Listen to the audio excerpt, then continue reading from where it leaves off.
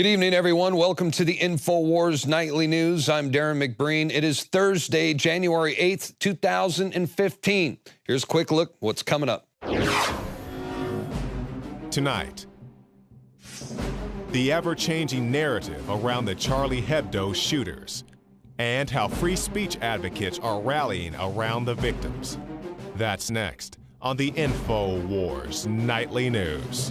And I'm not somebody that's into stunts, burning the Koran and stuff like that, but at the same time, I really think everybody should retweet these images and talk about them in the face of this, or we're going to lose all our free speech. And we begin this evening in the aftermath of yesterday's shocking murder of 12 innocent people at the Charlie Hebdo headquarters in Paris, France, where there has been much confusion over what has been labeled the most deadly militant attack on French soil in decades. Here's what we know so far. Masked gunmen stormed the offices of a French political satire magazine publication, killing 12 people before escaping.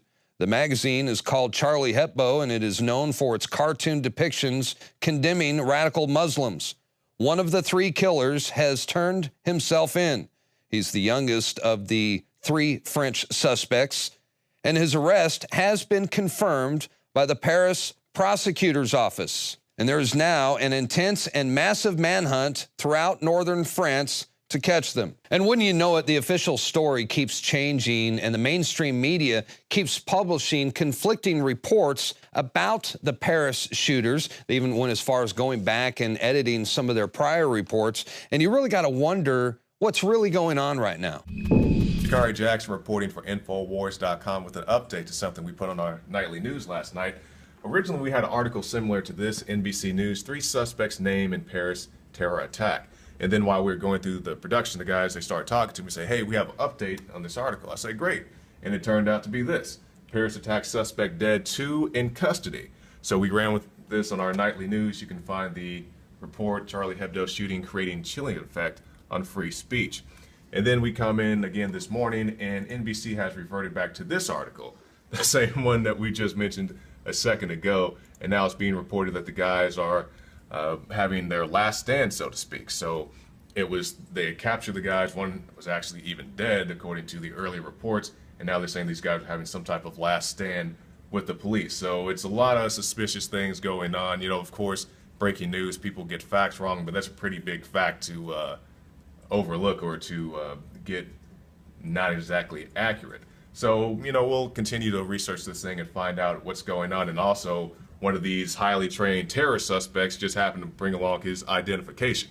You know, these guys who walk around, they have very calm demeanors, very efficient demeanors, and it's the aspects they were shooting and all that, but, you know, they still bring along their identification. That's like something a dumb liquor store robber would do, not someone who's a highly trained terrorist. So anyway, you can find more reports on INFOWARS.com. We'll bring you more updates as they happen. And I wanted to get Joe Biggs' take on all this because there seems to be a lot of misinformation, discredited information. Call it the fog of war, call it what you like. But once again, government officials and the mainstream media, they can't seem to get their story straight. What the hell do you think's going on right now? Yeah, whenever they're having trouble trying to keep the story straight, there's definitely something going on. This definitely has the ingredients for a false flag. And there's a few things I'd like to look at in this. We have the video of the shooting itself. Now you have the 2 gentlemen, they get out, they walk up, they approach the officer. And one of the interesting things is you see the way the muzzle of the weapon is pointed down, and it's about an arm's length away from the police officer's neck to head in that area. It's kind of hard to tell from that far back with that phone footage, but it looks like it's anywhere from the neck to the head. Now, an AK-47 shoots what round? 7.62 by 39, and how close was he? I mean, you would think you would see the head bounce. You would see splatter. I've been in combat. I've seen what those rounds can do, and at that close of a range, there would have been some blood. So you see the 2 terrorists walking up right there, and you see a quick, it looks like a pop to the head. Now that's a AK-47, which shoots a what round? 7.62 by 39. I know. There would have definitely been some kind of splatter, you know? Yeah, you'd think. And they're an arm's length away. Yep. The barrel is right here at the head. But the odd thing about it is you've got the head here, you've got the barrel about an arm's length away. But over here on the pavement is where you see like some concrete. It almost looks like it moves. But a 7.62 from that close, if we were to go out right now and shoot your AK-47 on the sidewalk, it's going to take a chunk out. And if we put a watermelon down on the sidewalk and hit it, it's going to completely just annihilate that thing. So that's another very odd part of this entire thing. Now, then once they leave and they go around and they're circling, because what happens is they're at the Charlie Hebdo and it's a one-way, so they had to go down and then circle back around. Got out, they shoot the officer, they get out and they're coming back down and walking down. As they do that, they bump into each other. And it looks like when they bump into each other, they're kind of like, oh, you know, what are we doing? But we're being told that these guys have some prior military training. The guy leaves a shoe on the ground, gets back in the vehicle, and one of the reasons we're able to identify who one of the guys was because he left his ID. Well, that was careless. Oh, that's careless, yeah. So who brings an ID like, all right, guys, we're going to go out here, we're going to go storm this publication. Make sure you guys bring your ID so in case something happens, they can identify us. I think that's a good idea. That's right, and I have an article right here from yesterday by the New York Times where it says that the police had identified the suspects after one left his identification papers in the abandoned vehicle used to escape after the attack on Charlie Hebdo. So there you go, right there in the New York Times. Yeah, it doesn't seem a very professional thing to do, you know, leaving a shoe on the ground, running around, circling back for that, and then leaving your one identification card to, essentially bring the police to you. It reminds me of the terrorist attack 9/11, where they found one of the terrorists, one of his passports that somehow survived the attack on the one of the World Trade Center towers, the explosion of the plane, the collapse of the building, Ukraine. And then there you go. Yeah. Ukraine, the plane crash, they found all those unscathed passports laying there on the ground. Everything else is burned up, but those passports, those things were doing all right. So it's pretty odd. So there's a really interesting video from today. A news anchor for Sky News comes out and he's sitting there on the sidewalk where the police officer was gunned down yesterday by the two gunmen. And it's really interesting what he says. He walks over to where there's been a memorial set up. And, well, let's go to that clip now and I'll let you hear what he says. The spot where he fell has already been now marked by candles, by some flowers which have been laid here. This area was largely cordoned off last night, so not many people could have come here, so there's not much sign of presence. You can see the blood on the ground which has been put there. Presence. You can see the blood on the ground which has been put there. Presence. You can see the blood on the ground which has been put there. Because of the blood that was shed on this spot yesterday. Well, there you have it. That is a interesting video, so to say, where the guy comes out and goes, that's where the blood was placed. You know, and it goes back and it shows you a few times. So there's nothing wrong with questioning. No, no, and we haven't gathered all the evidence. The verdict's still out. I mean, none of us are forensic experts or anything like that. We're just pointing out what we've noticed on the film and trying to break it down based off what we know with, things that have happened in the past and whatnot. Well, that's right, Biggs. There's nothing wrong with questioning the official story. After all, the United States and NATO, they have a long history of false flag terror attacks. So naturally, we're going to question these events. It doesn't make you a conspiracy theorist. It makes you a knowledgeable historian. When I say something's an inside job, in most cases, it doesn't mean Barack Obama is sitting there like Wile E. Coyote with the detonator plunger, pushing down, blowing something up. It means they just wind up crazies, open the door, and allow them to attack. But in some cases, they like to have deniability. They'll use private criminal merc groups who'll then kill a patsy and frame them. So there's layer after layer to separate it. You want to understand how this works? There's a lot of historical examples. I've made films covering it. But a great fiction movie is Mark Wahlberg's, which he was involved in making. Really respect him as a director. The Shooter. You want to see how they do a false flag? That it's incredibly accurate and what government's really run by? These combine groups within government? Watch that movie. I own no stock in it. I got to watch that movie again.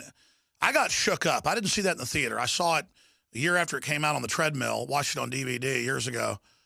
And it's just so accurate. I mean, that is exactly the stuff they pull. You want to know how it's done? That's it. So it's not corporations. It's not government. It's networks within at key points that'll hire a merc group who'll then go out and recruit the patsies who are the idiots. And then, I mean, if this is a false flag, that's probably what it is. And these guys were dead a long time ago. But we'll never know. That's the problem. It's kind of like all the callers calling in, obsessing after one caller called in about, were those AKs 7.6239, or I don't see a recoil. And who knows, folks? We'll never know. I know our government and others helped set up the jihadis that are now running wild in the Middle East. That's the big enchilada. That's what's admitted. We forced that out in the open. So no matter where it comes from, our governments are illegitimate and stand to gain from it at the expense of our liberty. I'm sick of it. All right, that was earlier today on the Alex Jones Show, and it reminds me that, you know, throughout the 1980s, 1970s, 1980s, there was a string of terrorist attacks throughout Italy and France where fanatical leftist communists, well, they attacked bus stations, railways. These guys even had snipers on rooftops that killed innocent people who were simply out shopping or drinking beer at a festival. Back then, they called it the slaughter of the innocents. And these attacks were orchestrated routinely throughout Europe. Once again, in the 70s and 80s, there was the Bologna massacre. That was on August 2nd, 1980, when a bomb exploded in the central station in Italy, killing 85 people and wounding 200 plus more. Now, we now know from Italian officials, from investigative reporters, from declassified documents, plus whistleblowers, that these terror attacks were orchestrated by the U.S. government, by the CIA and NATO to get people to relinquish their civil liberties. And basically, this was to blame it all on Russia. It is declassified, and it is now part of the public record. So no wonder people look at this current circumstance that's going on in Paris, France, and it's no wonder that some people might think that this could very well possibly be perhaps a false flag terror attack. Well, it seems like there's a trend going on as well, though. This is the second attack on First Amendment rights. You know, we had the recently one with the Sony Pictures film, The Interview, where the government's telling us that North Korea's hacked in. And, that was like 2 weeks ago. Yeah, you know, and you've got all these Americans all over the country, like, you know, it's my patriotic duty to go see this movie now and to spend the money on this film, you know. But for a while, though, what did it do? It scared theaters from showing the film because North Korea, supposedly, or the hackers came out and threatened 9/11 style attacks on these theaters. And they had to release it on YouTube. Yeah, and then here we are again now. France, we have this attack on a publication, Charlie Hebdo, because of the cartoons that they drew. This is another attack. Is this gonna be the trend of 2015 coming up, trying to scare people to where they're, quite frankly, just unable to publish what they do because in fear of their lives? The Associated Press announced today that they are pulling all political satire cartoons. I mean, this is crazy world that we live in. This right here, I mean, I just don't understand how we can let this happen. There's something we've got to do. Well, and it brings me, we're going to show another clip, and this one's Bill Maher the other night, and I rarely agree with Bill Maher, but he said something here that for once I actually agree with him about. Let's take a look. This has to stop, and unfortunately, a lot of the liberals who are my tribe, I am a proud liberal, I'm asking them to turn toward the truth. There are certain people in the world who want waivers on free speech. Kim Jong-un in Korea says, you cannot make jokes about our country. This is a problem in the world that we have to stand up to. So there you go, Bill Maher on the INFOWARS Nightly News. I still don't like the guy. No, I can't stand that guy, but... All right, well, closing comments. A broken clock's right at least twice a day, you know? I guess. You know, he does have some good points about the police state, and I really don't watch him too much. He's one of those leftist I mean, at this guys. point in time, the police state's pretty wide open and out there. I think everyone can see that at this point in time. That's right. The police state isn't coming. It's already here. All right, we're going to take a quick break. When we come back, David Knight is going to look at the implications from the Paris attack right here in the United States. As the militarized police, they want more equipment and they want more control. INFOWARS Nightly News. We'll be right back right after this. Stick around.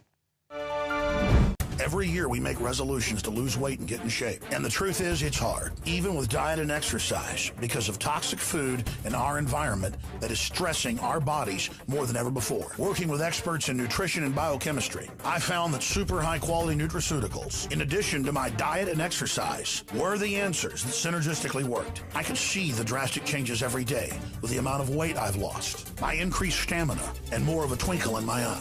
That's why we are now so excited to launch the INFOWARS Life Resolution Pack, combining 3 essential formulations: oxygen-based cleanser Oxy Powder, the Secret 12 bioavailable vitamin B12, and your choice of super female or super male vitality. Now all available at a discounted price to you and your family to bring in the new year and make 2015 a true success. That's InfoWarsLife.com or 888-253-3139.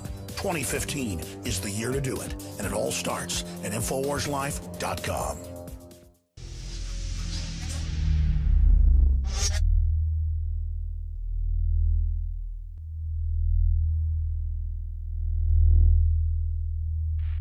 City of Austin tap water versus filtered City of Austin tap water.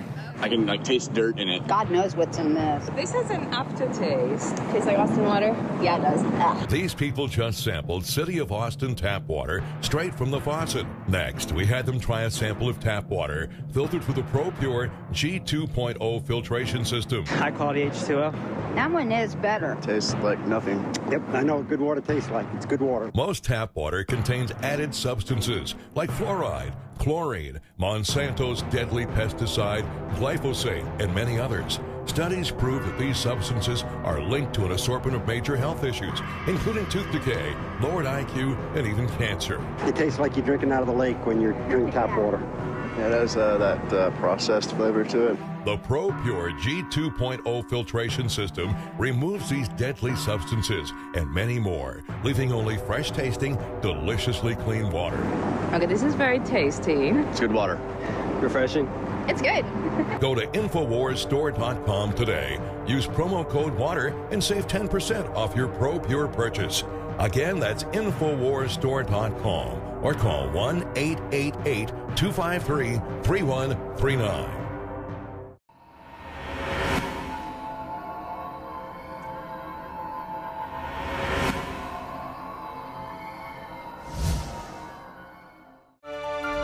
In a statement made in the Oval Office yesterday, President Barack Hussein Obama said that the deadly terrorist attack that occurred in Paris yesterday, well, it could happen anytime, anywhere. And wouldn't you know it, our nation's militarized police departments, well, they are already requesting even more military equipment and resources to counter such potential attacks. Once again, reminding us that the police forces throughout our country now resemble an occupying army. Wow, so no big surprise that our nation's police departments and government agencies will no doubt use this tragedy in Paris to further escalate the rising police state here at home. Now, I want to share with you a quote. I don't think I've ever read this on the air before. This is a quote from then Secretary of State John Foster Dulles. This is under the Dwight Eisenhower administration in the 1950s. In order to bring a nation to support the burdens of maintaining great military establishments, it is necessary to create an emotional state akin to war psychology. There must be a portrayal of external menace. Once again, that was Secretary of State John Foster Dulles. Hey, we're going to take another quick break. We'll be right back right after this. Stick around. Introducing Secret 12, the new InfoWars Life vitamin B12 formulation. Now, InfoWarsLife.com is excited to announce that we can bring you our most bioactive, powerful form of B12 that has been developed with our exclusive perfected process. Secret 12 is a binary of nutramedical grade, bioavailable coenzyme forms of B12. Secure your revolutionary Secret 12 formula right now at InfoWarsLife.com or call 888-253-3139. The Molon Lave silver coin, certified by the Provident Mint. This 1-ounce silver round is 0.999% fine silver, inspired by the legendary Spartan king Leonidas and his refusal to lay down arms in defiance of Emperor Xerxes. Molon Lave, that's Greek for come and take it. This is available now at INFOWARSstore.com. Act now as supplies are limited. And don't forget, free shipping and a free gift. That's INFOWARSstore.com.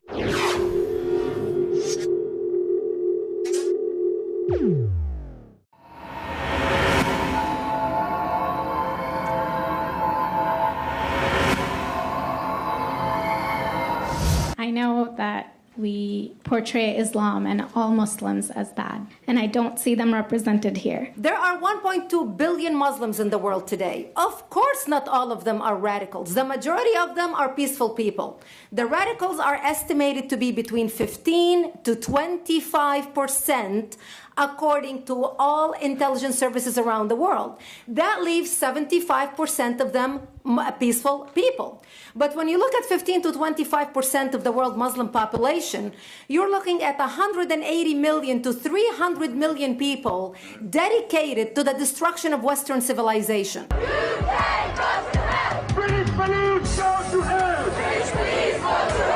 Look at these kids. They're throwing stones at people coming out of this celebration. They're welcomed into France. They're given all the benefits of living in a very civilized, beautiful country like France. And people are simply coming out of a Catholic church, and Muslim teens are throwing stones at them. A group calling itself the Muslim Youth Project runs regular events for young children. In this one, held late last year, the boys rally under the banner Soldiers of Khilafah, the 6-year-old proclaiming, "You're never too young to be a soldier for Khilafah," and promise to die fighting to end democracy in Australia. Stoning for adultery, amputations for theft, death for apostates, and second-class status for Christians and Jews.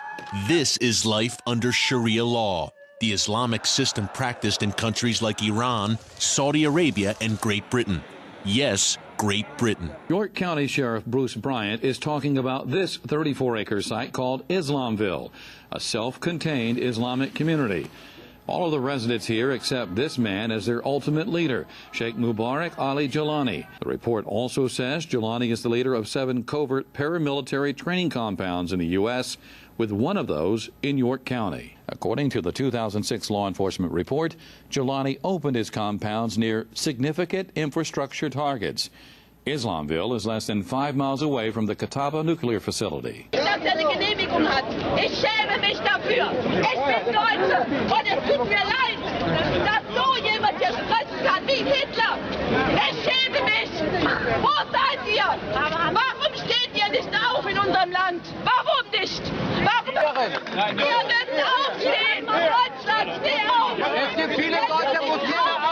Something else that Muslim immigration appears to have brought to Norway is what some here call a rape epidemic.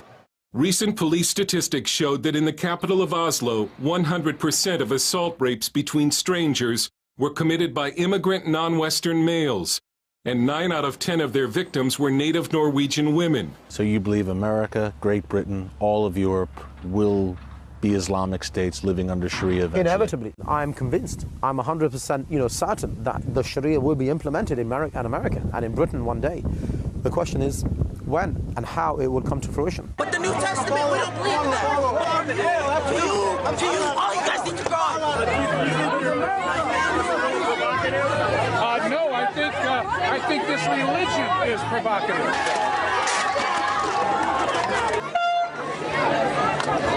Okay, they kick us out of the festival because they can't spare any police officers to protect us. And here are 1, 2, 3, 4, 5, 6, 7, 8, 9, 10. I come to you as a devout Muslim and somebody that is very concerned about our country, and not only its polarization, but its paralysis in dealing with this problem. We formed our organization to address this, but yet we've not been able to even move one step forward significantly because of that paralysis. One camp on the polarization refuses to believe that any Muslim could be radicalized, and yet we see, as we've discussed here until now, a significant increase in the number, an exponential increase in the number of radicalized Muslims that may not be from within our communities that we know, but are Muslims nonetheless. The French people are increasingly living in fear. They fear the imposition of Islamic law and the organized violence against any French person, including the police. Not only is the problem being ignored, the French left and many mayors actively promote the growth and spread of sectarian Islam. For good reason. Muslims have become an important constituency of the left. 90% voted for Socialist President Hollande in the last election. Assalamu alaikum. Many other Americans have Muslims in their families or have lived in a Muslim-majority country. I know because I am one of them. To the people and leaders of the Islamic Republic of Iran, your great and celebrated culture. Over many centuries, your art, your music, literature, and innovation have made the world a better and more beautiful place. Since our founding, American Muslims have enriched the United States. Let there be no doubt, Islam is a part of America. Bow to the Muslim king while he did not do it to the British Queen of England. And by bowing, he showed the world that I am subservient. I do bow down to you as a Muslim king. Presidential candidate Barack Obama is trying to change political fashion. He gave a speech in Iowa City today, and he wasn't wearing an American flag pin. Those pins have become synonymous with politicians since 9/11. Obama says he doesn't like how the pin has come to represent patriotism in America. America is not and never will be at war with Islam. ISIL is not Islamic.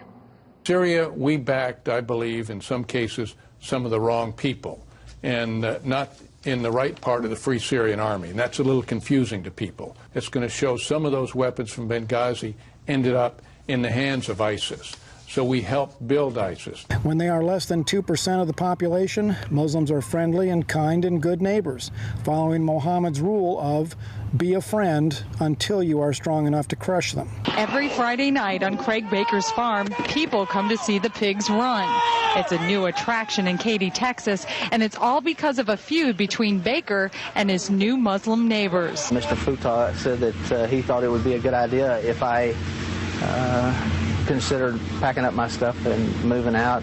Our vision is to have an integrated facility that not only for prayers, but for all other social activities, so there will be a sense of a community. The association purchased the land next to the pig farm in September. 7 days later, Baker says Fatu asked him to leave his family farm or at least get rid of the pigs. From 5% on, they exercise an excessive influence in proportion to their percentage of the population. For example, they will push for the introduction of halal food, which is clean food by Islamic standards, thereby securing food preparation jobs for Muslims. They will increase pressure on supermarket chains to feature halal on their shelves, along with threats for failure to comply. This is occurring in France, Philippines, Sweden, Switzerland, the Netherlands, Trinidad and Tobago. When they reach 8 to 10%, they become aggressive towards Jews and Christians. They begin forming Muslim neighborhoods where only Muslims are welcome and begin setting up Sharia law courts. Street demonstrations with the signs, Islam shall rule the world, freedom go to hell. This is the message to stop oppression. Police burn in hell. British police burn in hell. Yeah. Because no real Muslim wants anyone to burn in hell. Yeah, but for what they've done, for the consequences. You can't pick and choose. You can't pick and choose. You can't. You either believe or you disbelieve. You know what? You choose to wear this, I choose to wear that. You and I will have to. You look naked on the street. After 80%, expect daily intimidation and violent jihad, some state-run ethnic cleansing, and even some genocide, as these nations drive out the infidels and move toward 100% Muslim, such as has been experienced and in some ways is ongoing in Bangladesh, Egypt, Gaza, Indonesia, Iran, Iraq. There is a major effort taking place to curb free speech in this country, irrespective of our Constitution, our Bill of Rights. And free speech advocates say the United Nations has come down on precisely the wrong side. The United Nations has adopted what it calls a resolution combating defamation of religions. The United Nations now wants to make that anti-blasphemy resolution binding on member nations, including, of course, our own. That would make it a crime in the United States if the United Nations were to have its way to criticize religion, in particular, Islam. The future must not belong to those who slander the Prophet of Islam. I pledge you that we shall neither commit nor provoke aggression, that we shall neither flee nor invoke the threat of force, that we shall never negotiate out of fear, and we shall never fear to negotiate. Terror is not a new weapon. Throughout history, it has been used by those who could not prevail either by persuasion or example. But inevitably they fail, either because men are not afraid to die for a life worth living, or because the terrorists themselves came to realize that free men cannot be frightened by threats and that aggression would meet its own response. And it is in the light of that history that every nation today should know, be he friend or foe, that the United States has both the will and the weapons to join free men in standing up to their responsibilities.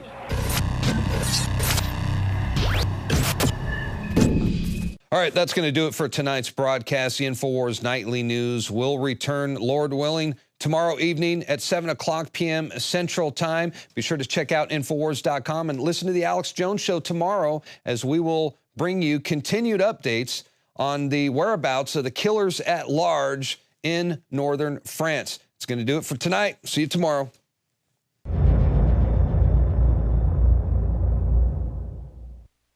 City of Austin tap water versus filtered City of Austin tap water. I can taste dirt in it. God knows what's in this. This has an aftertaste. Tastes like Austin water? Yeah, it does. Ugh. These people just sampled City of Austin tap water straight from the faucet. Next, we had them try a sample of tap water filtered through the ProPure G2.0 filtration system. High quality H2O. That one is better. Tastes like nothing. Yep, I know what good water tastes like. It's good water. Most tap water contains added substances like fluoride, chlorine, Monsanto's deadly pesticide, glyphosate, and many others. Studies prove that these substances are linked to an assortment of major health issues, including tooth decay, lowered IQ, and even cancer. It tastes like you're drinking out of the lake when you're drinking tap water. Yeah, it has that processed flavor to it. The ProPure G2.0 filtration system removes these deadly substances and many more, leaving only fresh-tasting, deliciously clean water. Okay, this is very tasty. It's good water. Refreshing. It's good. Go to InfoWarsStore.com today. Use promo code WATER and save 10% off your ProPure purchase. Again, that's InfoWarsStore.com or call 1-888-253-3139. You are watching the InfoWars Nightly News, which airs 7 p.m. Central at InfoWarsNews.com. And your support is helping us defend liberty worldwide.